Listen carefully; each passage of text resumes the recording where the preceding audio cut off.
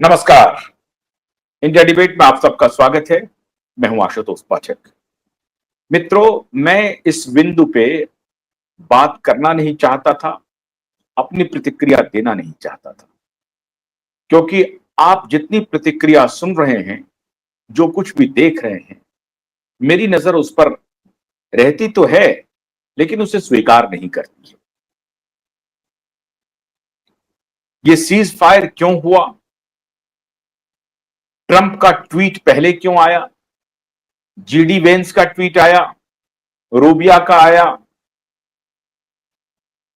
और तुलसी गवार्ड का आया, सबका आया, लेकिन पहले आया। और इसको लेकर के देश में तूफान मचा हुआ है। मचना भी चाहिए, बिल्कुल मचना चाहिए। लेकिन मैं आज आपको ट्रंप के इस कदम के पीछे का राज बताने जा रहा हूं, और ये राज आपको भारत की कोई मीडिया संस्थान नहीं बताएगी। भारत का कोई जियो पॉलिटिकल एक्सपर्ट नहीं बताएगा। भारत का कोई ब्यूरोक्रेट आपको नहीं बताएगा।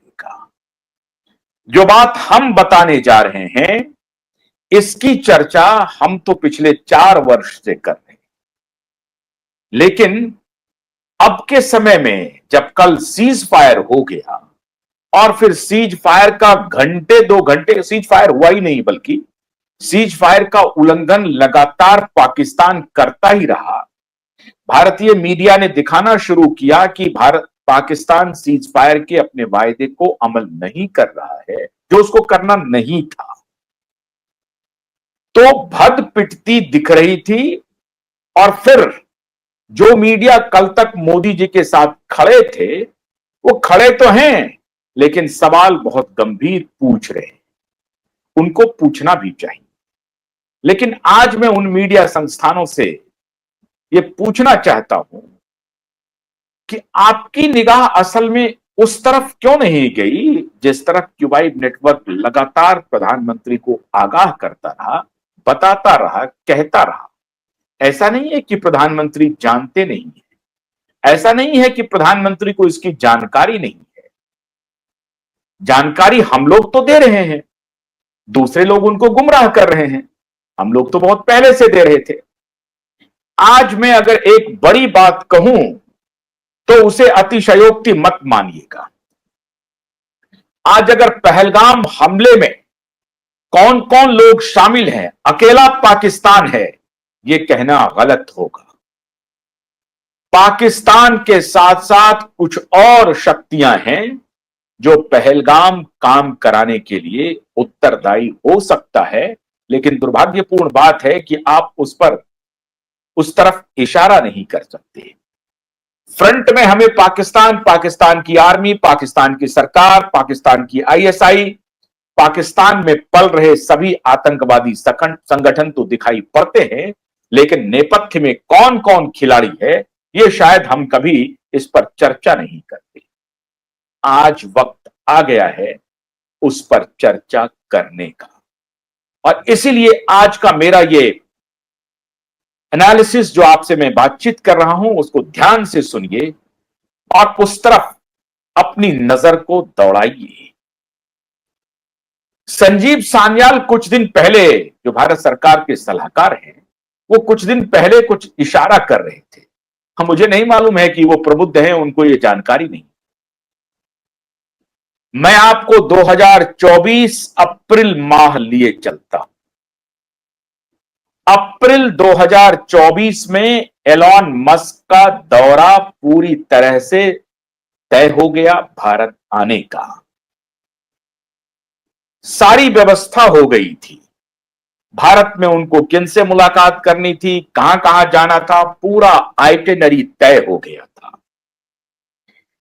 ठीक भारत के आम चुनाव के पहले एलॉन मस्क भारत आने वाले थे। लेकिन ऐसी फिर क्या मजबूरी हुई कि एलॉन मस्क ने अपना दौरा कैंसिल कर दिया, स्थगित कर दिया। और आज 2025 आ गया, मई आ गया, ट्रंप की वहां सरकार आ गई, बावजूद इसके एलन मस्क भारत नहीं आए। भारत के प्रधानमंत्री अमेरिका गए मिलने के लिए, और भारत के प्रधानमंत्री जो अमेरिका गए, ये कोई उनको मिलने के लिए सारे दुनिया के लोगों को उनका संदेशा गया था, तो इन्हें भी आया था, मोदी जी को भी आया था। एक प्रधानमंत्री के रूप में, एक देश के प्रधानमंत्री के रूप में ही इनको सिर्फ एक निमंत्रण मिला और इसलिए वो यहां पर गए। आज जो मैं आज बात बताने जा रहा हूं मित्रों, उसको ध्यान से सुनिए। न तो भारतीय मीडिया बताएगी, न तो भारत की ब्यूरोक्रेसी बताएगी, न भारत की इंटेलिजेंस एजेंसी बताएगी। इंटेलिजेंस एजेंसी को मालूम है, फिर भी नहीं बताएगी, नहीं बताएगी। लेकिन हम उसके पहले भी इत्तला करते रहे हैं, बताते रहे। प्रधानमंत्री जी अमेरिका गए, एलन मस्क से मिले, और फिर ट्रंप से भी मिले, जेडी वेंस से भी मिले, और तमाम दुनिया से मिले, और इनका जो होता है डायस्पोरा, इंडियन डायस्पोरा, और ये वो मिल मुलाकात करके प्रधानमंत्री जी वापस आ गए। लेकिन एलन मस्क का आज तक दौरा नहीं हुआ शेड्यूल।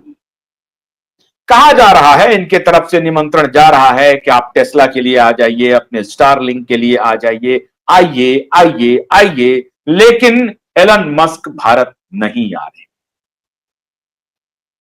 पर्दे के पीछे का राज आज मैं आपके सामने खोल रहा हूं, इसके पहले भी बताया, लेकिन आज देश के प्रधानमंत्री को हमारा यह कार्यक्रम जरूर देखना चाहिए, और यह अपने ब्यूरोक्रेट और अपने स्ट्रैटेजिस्ट से पूछना चाहिए था कि अप्रैल का जो एलन मस्क का दौरा कैंसिल हुआ, उसके पीछे का कारण क्या है 2024 का। जरा इसके बारे में मुझे डॉजियर दो।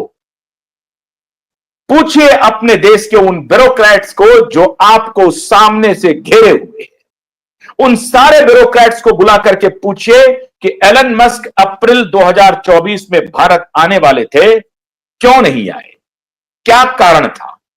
क्या उनके पास वक्त नहीं था? क्या वो अमेरिका के चुनाव में बिजी था? अमेरिका का चुनाव तो नवंबर दिसंबर में होने वाला था,